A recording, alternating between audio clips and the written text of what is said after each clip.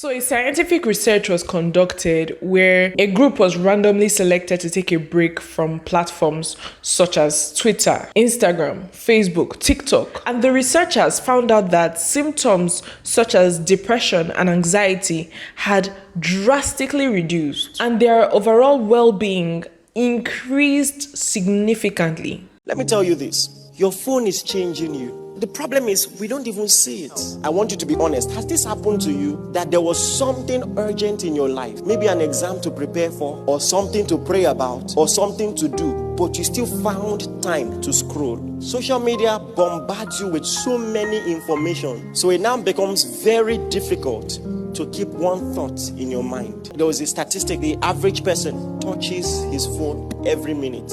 There's a dopamine effect. It's like the satisfaction. It's a new addiction. You must just touch your phone and see what's happening. The biggest fast this generation will need will be a phone fast. We will need to learn to turn off our phones. Put it aside. Apart from just praying, reset your brain from the dependence on that thing.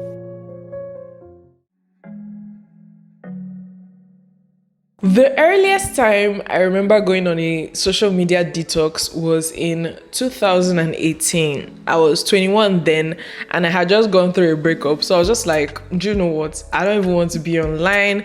I just, went offline completely, and I was just spending time with God. And the person that came out of that detox was not the same person that went into that detox. I was a completely different person. I had so much more focus, and I noticed so many other benefits that we will discuss in the course of this video.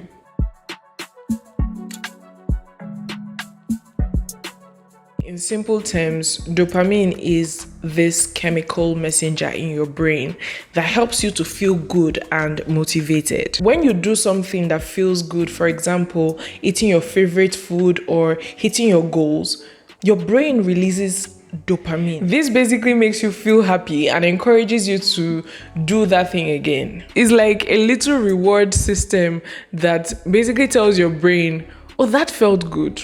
Let's do it more often. On the flip side, if you try something that is not beneficial for you in the long run, something like scrolling through social media or taking too much sugar, even if you feel like crap afterwards, as long as you feel good in the moment, your brain registers that. And so it encourages you to keep going back to that thing so that you keep feeling good.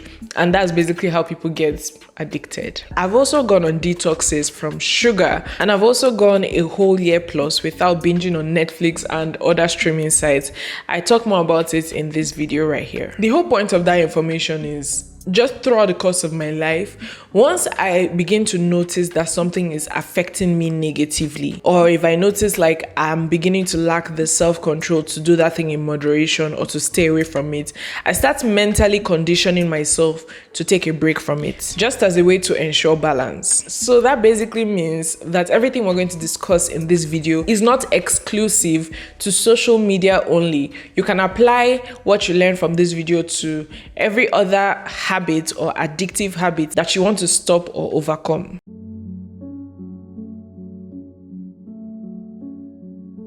A few months before this video was shot, I remember feeling not my best self. I started getting overwhelmed pretty often. My energy levels weren't so high. Scrolled on social media mindlessly and endlessly for hours. I had gotten to the point where I preferred to be on social media than to be around like other human beings physically. And that feeling persisted for a moment before I stumbled upon this video by Benniechrisayeh, if I'm not mistaken. He talked about how he went on this dopamine detox for 7 days, and the results he saw were so inspiring. So that basically motivated me to go on my own, social media /dopamine detox. I did it twice.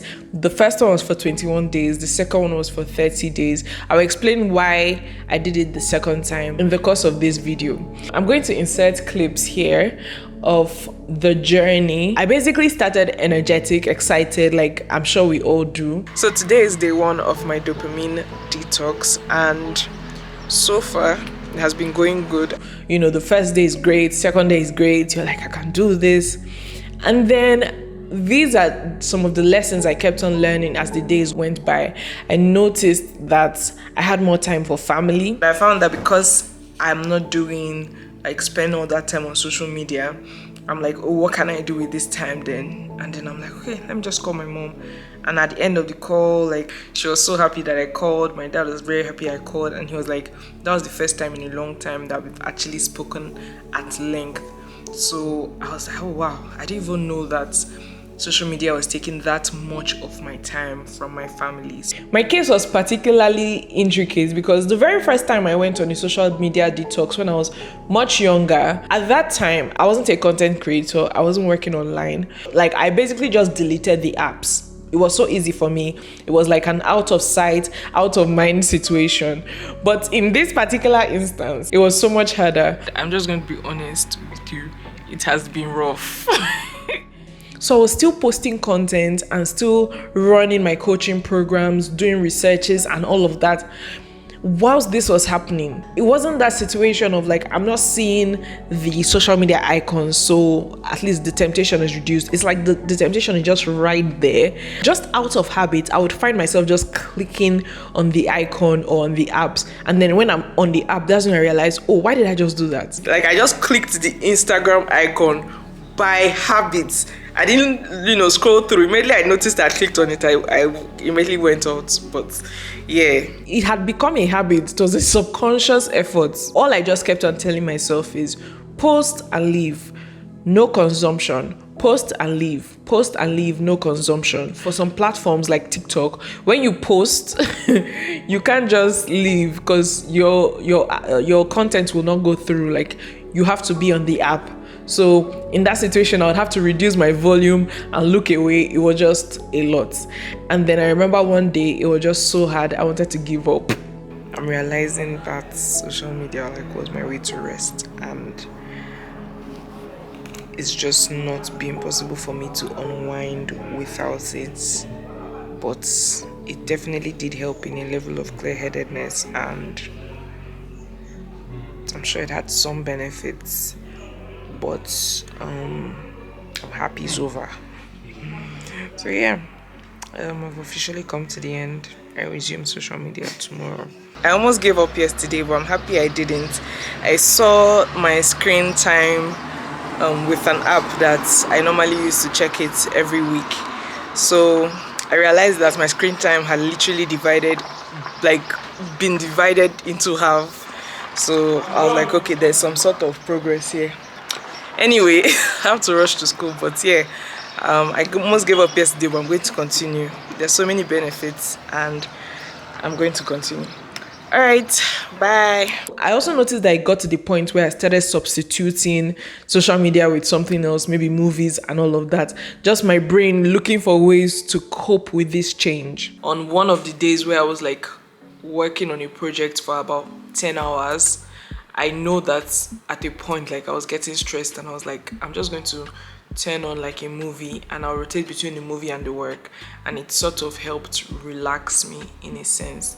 I think all those things are facades. It's just like our brain telling us, oh, you need this to rest, but that's how my brain used to tell me I needed social media to rest. But now I'm realizing I actually didn't all this while. There was the fear of missing out, wondering, oh, what am I missing? What is this person posting? I had to turn off notifications because that was getting really, really tempting. There were times where notifications would just pop on my phone. I'm just like, this creator just posted, I need to watch this video. And then I just have to tell myself, oh no, after the detox. So at a point, seeing those notifications pop up just increased the temptation, just reduced my willpower to continue. So I had to turn off those notifications. I had to mute a lot of people on my WhatsApp status so that I don't keep watching people's, WhatsApp status to basically make up for the lack of social media. There is the fear of missing out. A lot of events were happening, AMVCA, award shows that, I was not able to consume content from. I was not able to scroll through social media and see, but I think also having people around me helped in a way, because they would be gisting you about these things, and then there was still WhatsApp, there's still communication, some sort of communication. So there are things that made it easier, but it's called a detox for a reason. I eventually successfully completed the 21 days. I think I even ended on the 20th day. Tomorrow is my last day for the dopamine detox. Yeah. By the 21st day, I was already like, all right, moving on. And I basically went and binged everything that I had missed out on. I basically just undid all the work that I had done. My sister put it this way: why would you like spill dirt on a freshly cleaned house, basically?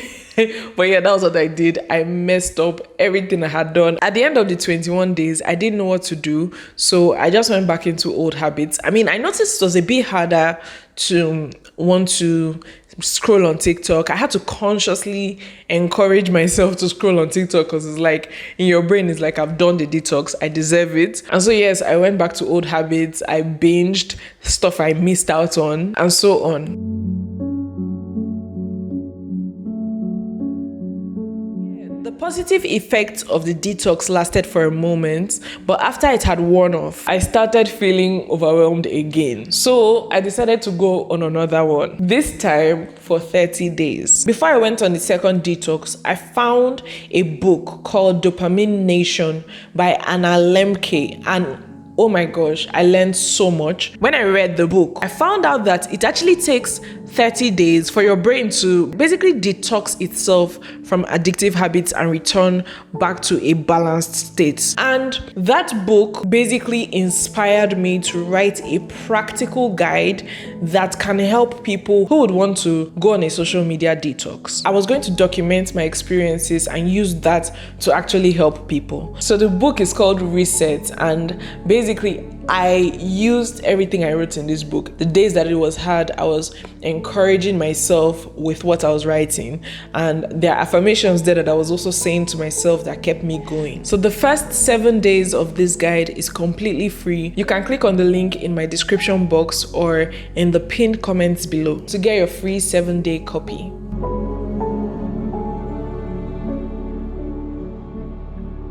The point of doing this detox is to basically let your brain know that nothing has control over you. Not social media, not Netflix, not anything. The point of this detox is to let yourself know that you can actually do without these things. If you can go 21 days without it, something that you thought you could not go a day without, now you've gone 21 days without it, then obviously it must not be that relevant to your life. If you enjoyed this video, then you definitely enjoy this video right here. See you there, and don't forget to subscribe. Bye.